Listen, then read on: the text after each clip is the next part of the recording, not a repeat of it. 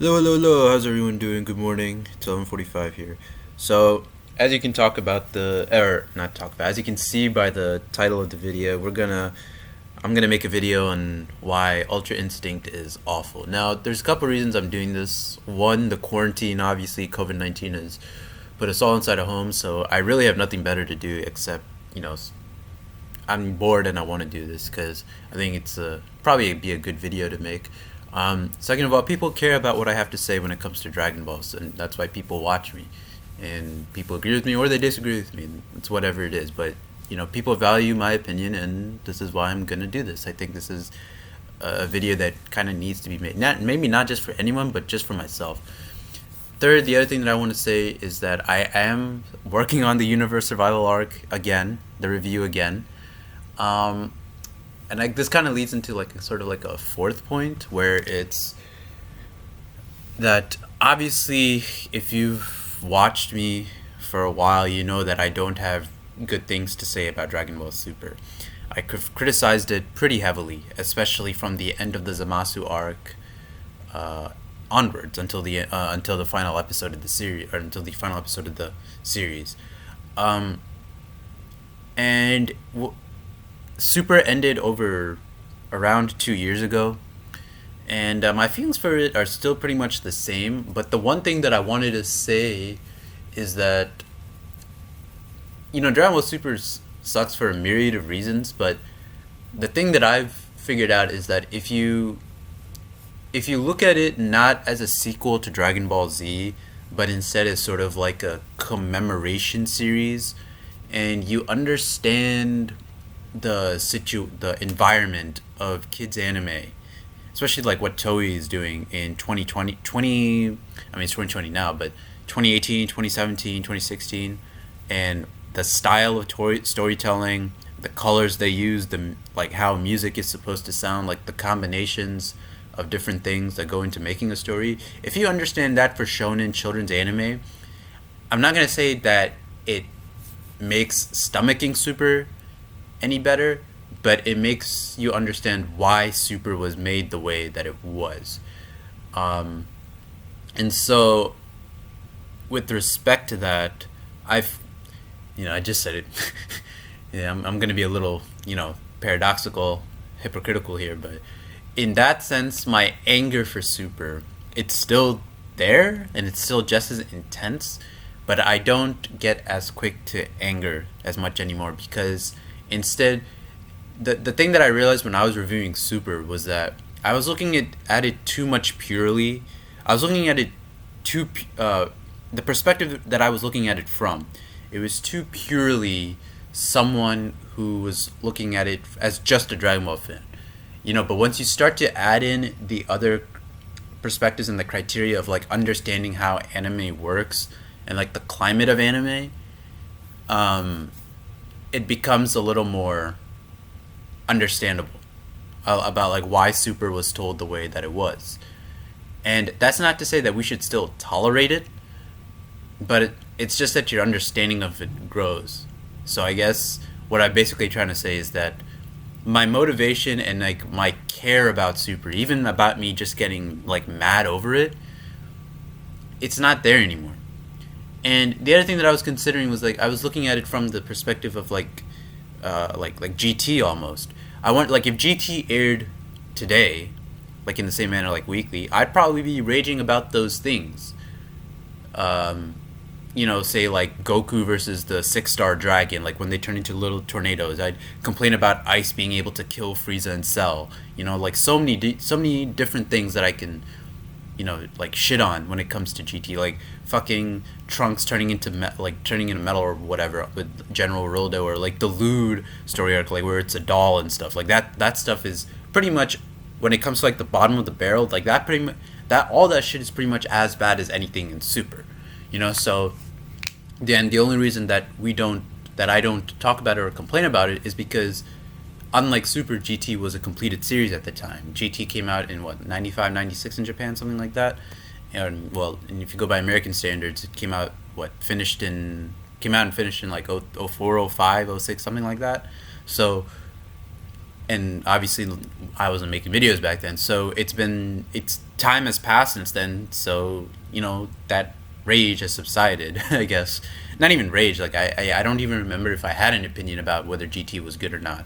I think at one point GT might have been my favorite out of Dragon Ball Z and GT when I was younger, but obviously now Z is still my favorite, and Dragon Ball and Z, if you want to split it by anime series, the OG manga, right?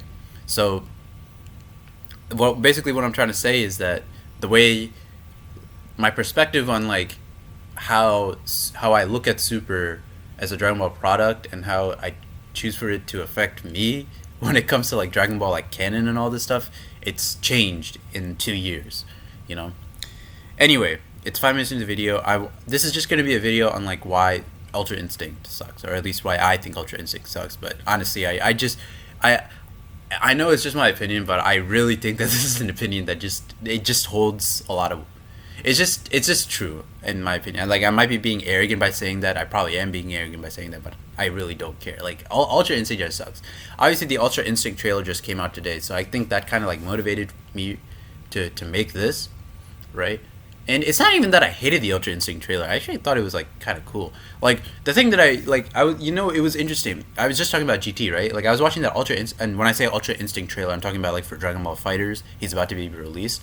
I was thinking about like Super Saiyan 4, right? Like Super Saiyan 4 looks fucking cool, but that lore is really dumb when you think about it. Like for some reason, Elder Kaioshin for some reason knows about the some hidden away golden great ape form from the Saiyans, and obviously it doesn't mess with fucking Z. Like that makes no sense. Like the lore behind it makes no sense, but the form looks fucking cool, right? So I think with Ultra Instinct, it was like if this was a Super Saiyan 4 thing, again, it's the whole like GT thing where it's just kind of like it's in the past. Like there's no need for me to go back and look at things and just be like, oh, this fucking sucks, right? So I think like that was kind of like the same thing, kind of the same way I was approaching like Ultra Instinct Fighters. Like Super's done with, Ultra Instinct's done with. Like let's see like what's cool about it. Like I'm not gonna choose to get mad over this just because it's Ultra Instinct, and it was actually kind of cool. It like I still think that there was some really dumb moments, like the poses that they keep Goku's body in is just it reminds me of some of like the amateurish poses that Goku's body was in during Super, like when he does like moves or attacks on Ultra Instinct, like he's like in some awkward position in midair or something like that, and I don't really like those.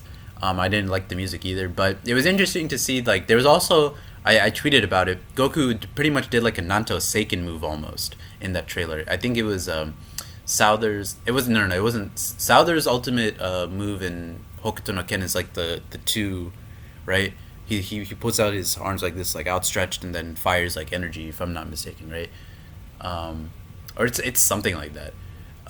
But anyway, Goku was going like this, right? Like he was like a bird, and his knee was up. So it was like a Nanto Seiken. It's like Raise or Sao. There's like I forget which one, which move specifically it was, but that was kind of cool. And he was doing the Akuma pose, the Masats from Street Fighter pose at the end. So I mean, it was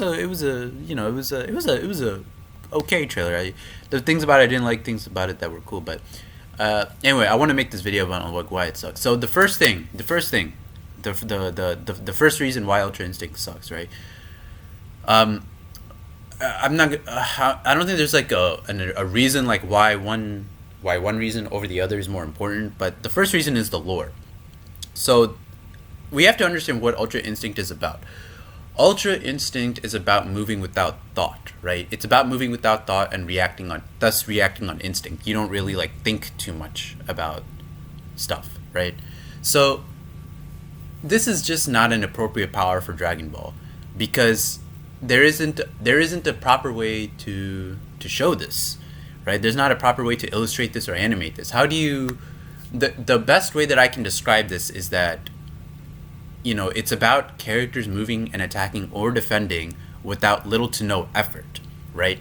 And the problem why Ultra Instinct sucks in relation to this is that we've already seen things like this. I'll give you 3 examples. Android 16 versus Cell in his second form, Gohan versus Buu when he becomes Ultimate, and Vegito versus Buu when he absorbs Gohan. Like those are 3 moments that and I could probably put Goku versus Birder and Jace. Those are 4 examples that I can think of, and And to be honest, you can pretty much think about any stomp or any fight in Dragon Ball where one character is exuding or exerting very little effort against his or her opponent, right? Like say like Android 18 versus Vegeta would be one even. And that's basically what Ultra Instinct is. Like they're dodging without little to no effort.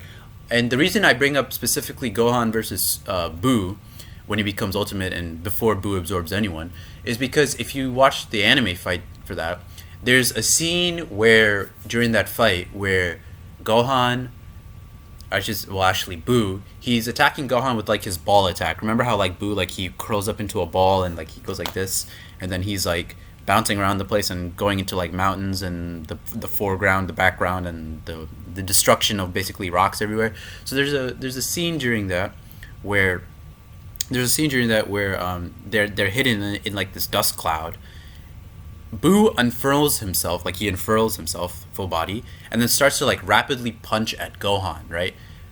And Gohan starts to like effortlessly dodge it, like just like, you know what I mean? Like he dodges like all his punches effortlessly. There's no effort. There's no effort behind it. And that's basically what Ultra Instinct is. Ultra Instinct is for the most part the ability to dodge. It's about moving without instinct, yeah, but if you're going to like animate that or show that in Dragon Ball terms, like what that means in a fight, it's about attacking and defending effortlessly. And that's the reason why it sucks. It's not anything new. It's not anything new. If you want to attack or dodge effortlessly, just look at any other previous, just not even just in DBZ, just look at any fight in Dragon Ball, like even Super Yi Jinglong, the one star dragon, right? The one star dragon versus Super Saiyan 4 Goku. Fucking stomps him. Dodges all of his attacks with ease. And that's basically what Ultra Instinct is about, right? The trailer for Fighters shows it. The way that Goku dodges Jiren's attacks in Super. That's what Ultra Instinct is about. And that is not anything new. That is not anything new, right? So that's one reason for the war. The second thing is like, just think about the way that it's supposed to be achieved. Supposedly, the way that it's supposed to be achieved is by emptying your mind of all thoughts. Okay, so here's the thing. We've seen something like this already. We've seen characters in Dragon Ball just be free of any prejudice or just be free of any constraint. And like what I was saying, just be free and just like attack like they're not under any duress. They're not under any duress, right? And actually Goku versus Burden and Jace is an example of this. He looks at them so confidently and calmly, he hardly uses any sort of effort to attack them. Remember when he punches Jace in the face? You know, look at the stance, look at his body orientation when he does that. He just lets out his arm and punches him in the fucking face. That's it. That's it. He doesn't like wind up a punch. He doesn't like get in a fighting stance and then throw a punch. He just lets out his fucking fist and attacks him and hurts him. You know? And that's what Ultra Instinct is trying to be about. You know what I mean? And so it's not anything new. It's not anything new. And not only that, like what I was saying about like emptying your thoughts, Goku was barely thinking there. Goku isn't thinking like hard. Not just Goku. Was Gohan thinking hard when he was fighting Cell as a Super Saiyan 2? No. He wasn't thinking like, oh, I'm going to dodge this. I'm going to use, you know, this much brain power or this much thought to dodge this attack and then punch him in the stomach, you know? No. Remember, actually, you know, that's, now that I think about it, Gohan gut punching Cell in the gut as a Super Saiyan 2. Remember that? That is basically Ultra Instinct right there. It's fast, it's reactive, and there's barely any effort, and there's no thought put into it, basically. You know, let me give you an example of like where Vegeta using Final Flash. You know, that is an example of an attack or a strategy that uses thought. Or Vegeta thinking of the Genki Dama to use it against Buu. You know, that's an example of thought. But all like these other situations that I was describing, this is what Ultra Instinct is about, right? So the thing is, like, if you're gonna achieve Ultra Instinct by freeing yourself of all thoughts, that's easy enough for anyone to do. Shit, fucking Krillin, not even Krillin, Chaozu can do that. Chaozu can, Mr. Satan can do that. Dr. Brief can do that. Anyone can do that. Anyone, dude. The farmer with the shotgun with the power level 5, right? Any person in the world can be able to do that. If that's all the criteria you need, to activate Ultra Instinct, right? Anyone in the fucking world can do it. So the reasoning and the lore behind the form just fucking suck, right? But obviously the anime and the manga do this differently, right? The anime has Goku awaken Ultra Instinct because of the Genki Dama, which that makes no sense whatsoever. How the fuck is an attack hurting you supposed to unlock a form where no thought is required? Right? That makes no fucking sense. And I talked about this in my Dragon Ball Super review earlier, right? But that makes no fucking sense. I can understand if it was a form, say, like Super Saiyan or Super Saiyan 2 or Super Saiyan 3, because those are forms just simply about getting stronger and having more ki. You know, something like that works, you know? Say if Frieza or Cell, they are, sorry, not Frieza or Cell. Say if Cell or Boo, right? Because those are pretty much the only other transformative characters, like in Z at least, right? I'm trying to think what else, maybe, besides the Saiyans, right? Yeah, at least off the top of my head. Think about, say, if Cell or Boo had to transform without absorbing anyone, and then they were hit by, you know, like some sort of ki attack. It pushed them to like to the brink and the limit, and then they transformed. Okay, that's fine too. That's fine too. But the reason it doesn't work with Ultra Instinct is specifically, it's about emptying your thoughts. And getting hit by an attack doesn't do that. Unless now here's the thing. Unless you want to make the argument that knocking yourself unconscious, being unconscious as a fight is a prerequisite to fucking activate a form. Okay, well that's fucking stupid. Imagine, just think about this, right?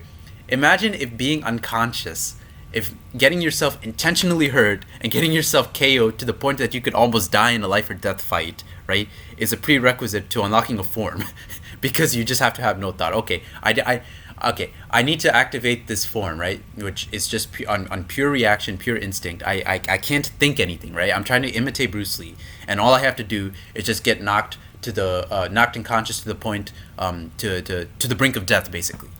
That's fucking stupid. That's fucking stupid. I don't care who you are. There is no defending that. There is absolutely no angle. There is no angle on this goddamn planet where you're going to convince me that that makes sense, or anyone, right? So that in itself is just fucking stupid, right? The other thing is that how is not thinking supposed to increase the strength of your attacks? That makes no sense in the world of Dragon Ball. Absolutely, forget the world of Dragon Ball. Could you imagine if I went to One Piece, if I went to Hunter x Hunter, if I went to Naruto, if I went to Hokuto no Ken, if I went to JoJo's, if I went to even something that's not anime or manga related, anime or manga related, I can't even speak. Anime or manga related. If I went to something like DC Universe, right? Or something like that. Could you imagine the force and how hurt someone gets increasing because I'm not thinking? Thought and ki barely have anything to do with each other. Here's the thing. We know someone gets stronger, right? Through a myriad. Obviously, you gotta train, right? But if you go by the Saiyan arc, when you're charging an attack, your power level goes up, right? Or like how strong you get goes up. That's one way to get stronger. Adrenaline and anger, as we see with the Super Saiyan forms, that's another way to get stronger, right? These are ways to get stronger. Not thinking is one of them. Not thinking it's never had anything to do with the increasing ki. Now here's the thing, and this is kind of gonna lead into like another point that I have about Ultra Instinct. It's about Super Saiyan Stage 4 during the Androids arc and Super Saiyan Blue. So what I'm saying about like having no thought, right? It's kind of similar to being to Super Saiyan Stage 4 and Super Saiyan Blue. The concept behind those forms. It's about being calm and being able to control your ki, not being able to act normal, right? And people, I think, are going to be like, okay, yeah, like what about these two forms? So why can't Ultra Instinct be like this? Well, it's because Ultra Instinct isn't like those things. Ultra Instinct is about reacting. It's about using things on pure instinct. Super Saiyan Stage 4 and Super Saiyan Blue is about being calm and about being tranquil. It's about controlling how much ki you expend as a Super Saiyan. That's what it's about. It's about being able to take a great power, right? This being as strong as you fucking can, whatever it is, right? and being able to be like tranquil and calm. You know, compare Super Saiyan Stage 4 to Super Saiyan Goku on Namek, where he was driven by rage and like and being angry and like yelling at Frieza for like killing Krillin and like all this stuff. And look at the behavior. That in its that you can clearly see the difference between those two things, right? You can see the difference between those two things. You understand what that's about. Ultra Instinct, it's like I said before, it not only is it nothing different, it's just that like what it's trying to draw its strength from, like the reasoning and for why it's as strong as it is, like why it's supposed to be stronger than all the other god forms in Super Saiyan 3 and Frieza and Cell and Boon, like all these other different characters. It makes no sense. It makes no sense. And I think as far as like from a lore standpoint, that's why it doesn't it Ultra Instinct just sucks as a form. The other thing is that Ultra Instinct, at least in the anime, or no, sorry, it's in the manga now too. It's split into two forms: Omen/Sign and Mastered. And quite honestly, they just don't look good. Aesthetically, they just don't look good. The thing about this is that it's obviously like a different hair color, right? And people aren't too thrilled about this. So I want to talk about Super Saiyan real quick. If you don't know the story behind this, the reason how Toriyama came up with Super Saiyan is that his his assistant at the time, didn't ink in Goku's hair for black, right? So it was actually whited in. It was still Goku's hair, like on the manga page, was still white because the assistant hadn't blacked it in with ink, and that's how he came up with Super Saiyan. So, if you know anything about Toriyama, that is such a Toriyama way to create something, you know. The problem is when you start to abuse that. When you start to abuse that, it loses its novelty. It loses its charm. You know, its charm starts to like fucking wear off. Its charm starts to wear off.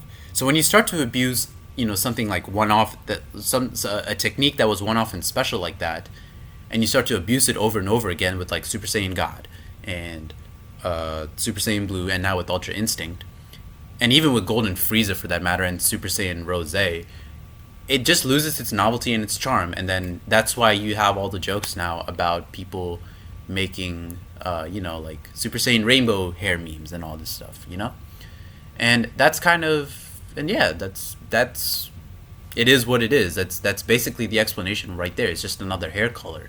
And that would have been okay in Dragon Ball Z because it was just one form, right? You were just doing that for one form. So because you were just doing that for one form, it was okay to get away with that. And in the case of characters like Vegeta and Gotenks, you really couldn't change their hair much anyway, so it was fine for them to become a Super Saiyan, right? But when you start to do it like over and over again, that's when your stick is just changing the color. That's when, and I forgot to throw Broly in there for that.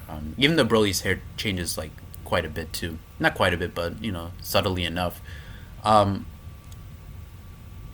That it loses its charm, it loses its novelty, and it just feels like you really don't give a fuck, which is fine. It's fine if Toriyama doesn't give a fuck. Toriyama not giving a fuck is like what has given some like his emotionally detached nature to Dragon Ball is actually something that I kind of like about him, and it's something that I think that has helped the writing a little bit because it means that no character is safe. But obviously here in Super, because he's not drawing it in or writing every single line of dialogue or not thinking about the story by himself, like his involvement in the series has just it's not very strong. It's not too strong, I should say, and it's not something that I would expect from a mangaka primarily because other people are their ideas, and like what we've seen in fan fiction. That's another reason, like all these multicolor hair forms. These are things that I was looking at. These are images that I would see on Google Images back in 2009 when I was in high school or middle school. And so for that shit to become, official now is just it's stupid and it's bad. The other thing is that Goku's hairstyle when he goes into Ultra Instinct, either Omen, Sign, or Mastered, it just sucks. It's just a messier base hair form. If you had to ask me which one looks better between normal Goku base hair form or Ultra Instinct hair, the hairstyle, I'm not talking about the color, but the hairstyle, I'm going with base form Goku 100% of the time. It looks fucking way better. Way better. Especially like in the manga, like when you look at like Goku when he's like, like after a fight, like when when he like sits on the rock, like after he kills Boo, or um, when he's talking with Boo before he goes Super Saiyan 3, or like if you just look at like Goku's hair is just always so well drawn, especially in base form, and obviously like in his other forms too. But Ultra Instinct is just a messier base. It's just a messier. The hairstyle is just a messier base form hairstyle. That's all it is. It's just like he did that and that was it. And it doesn't look good. It just doesn't look good. That hairstyle does not look cool. It doesn't look cool. And yeah, pretty much. Um, Master Sign really doesn't look good on Goku when he's shirtless either. Um, I think it actually looked okay when he was like in what's it called, like Sign State or Omen State, and he had like the navy blue shirt on, and I think like the color contrast, like for one, I've always thought that Goku actually sometimes looks better in his navy blue shirt rather than like the full on orange. Even though orange is my favorite color, but like I feel like he looks better with just the navy blue shirt on sometimes as opposed to like the full on orange dogi. And I'm trying to think what else. Yeah, and but with that being said, Sign and Omen, it's just him having silver eyes. And don't get me wrong, the silver eyes look cool, but that's not subtle. That's not distinct enough of a trait for me to call that like a transformation. Like, oh, his eyes change color. Like, it's from black to silver. If it had went from like black to red or black to blue or black to yellow, that would have been like a more direct, stark, contrasting trait for the form. But from black to silver, that's sort of like black to gray, like there's hardly any difference. I remember like the Dragon Ball Kai opening, or the Dragon Ball Kai ending, sorry, the first one. Goku's eyes are colored in gray at the end of that, towards the end of that ending, Dragon Ball Kai ending 1. I mean, don't get me wrong, it looks good. I just wouldn't call that a form. Like, if I had no idea what Super was, and if I had no idea what Ultra Instinct was, like what anything was, right? And you showed me Ultra Instinct Sign/Omen State, right? And I was to look at that. If I was to look at that, I would just say this is him in his base state. There's no way in hell like I would know that's a different form. Like, I would say like his hair is a little messier. Oh, he probably just went through a fight. Like he's probably like fighting someone that's very strong, and he just got like damaged a little bit. And I can tell by like how he's looking that he's in control of his shit now. But there's no way in hell that I would call that a new form.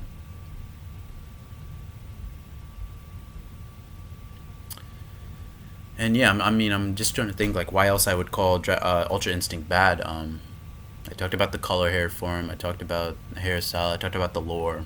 I talked about the way that he achieves it. Yeah, at least in the anime. I don't remember how he says it in the manga. Oh yeah, one more thing. They tried to show like Goku not talking too much as a way to like express like how he's supposed to feel in the form, and that's cool. Quiet Goku's always cool. Super Saiyan 3 Goku doesn't talk a whole lot. Super Saiyan 4 Goku doesn't talk a whole lot. Ultra Instinct probably doesn't talks the least out of all his forms, but and well maybe that or Uzaru if you don't want to count Roaring, but um, Great Ape, but I don't like not thinking and not talking. They don't necessarily go hand in hand. Um, but here's the problem with that. So if this is like one way you want to show like Goku's like his state of mind is different, why are you going to make him like yell out like in anger towards the end? If you guys remember when he gets like the full on mastered sign, right? He starts like yelling and like in anger and all this stuff, and it's just kind of like when you do that, you lose you're losing what you yourself created for Ultra Instinct. You know what I mean? Like I said, Ultra Instinct, if you're trying to show like how cool he is by not talking, you don't make Goku get mad because Jiren attacked his friends. Like that completely diminishes everything that you have created. To me, it obviously doesn't make sense, and I'm pretty sure to most people it doesn't make sense. But that being said, like you've completely shifted the emotional state of the character, and so when you've done that, the quote unquote defining trait of that form is now completely lost.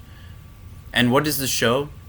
In the end, it just shows that Toei themselves are just they're just amateur when it comes to storytelling it in anime. Well, not only that, it's just you just created something that doesn't make sense, and thus it's just a bad story and a bad form. And yeah, that's pretty much what I mean. I'm that's pretty much what it is at the at the end of the day. Ultra Instinct just fucking sucks, and as someone obviously like I love Dragon Ball. It's I prided myself early on like trying to like tell people like like how characters actually are, like how the story actually is, and all these different sorts of things. Trying to dispel like all like these different myths that are and stigmas about Dragon Ball that are prevalent in among like people. But it just really sucks to see something like this get popular because it doesn't fit Dragon Ball. It just nothing about it makes sense, and the fact that people are praising this is just it's maddening on one end, but at the same time I've just come to realize like you just can't let people, you can't let that affect you yourself. And it's as hard as that may be because I like Dragon Ball so much, it's just, man. Anyway, that's a whole nother discussion for another video. But yeah, that's my video on basically on why Ultra Instinct sucks. I'm trying to remember if I forgot anything. In the manga, when he goes Ultra Instinct, like Goku has like this one quote about how his heart is as calm as the rivers of Mount Poazu or something like that. He has some like really like stupid speech. It's not so much like maybe out of character. It's just the phrase for that speech isn't so much like out of character. The phrase for that speech is the phrase for that speech is that it's untrue. Like he wasn't a bad student with Roshi. You know what I mean? Like, if you guys want more context about like what I'm talking about, in the manga, like when he goes Ultra Instinct, he has a speech and he says like this kind of like main character like shonen speech where he's like, oh, I was always such a bad student, and like this and that, like and I haven't changed since then. I'm still the teacher of Master Roshi, or the student of Master Roshi, like whatever it is. And it's just kind of like you wouldn't see Goku saying something like this in the Androids arc or the Buu arc. Hell, he didn't even say anything like that in Dragon Ball GT. And so that just goes to show that the characterization behind all these characters in Super is just no one understands it and no one gets it. And of course, that harkens back to what I was talking about like at the beginning of the video with like the commemorative, Dragon Ball's coming back after what, like 20 years or something like that in 2015, and they want to make this series, and so there's going to be homages and callbacks and like commemorative things about it. So that all those things lend itself to why the writing goes the way that it does, but still that doesn't make it acceptable because you're trying to pass it off as a sequel to Dragon Ball Z. And if you're going to do something that's a sequel to Dragon Ball Z, you expect the tone to be the same, the atmosphere, you expect the characters to develop and not regress, or at least stay the same at the very least, and basically just treat the franchise with dignity and respect. That's it. That's basically all it comes down to. Yeah, that's basically it.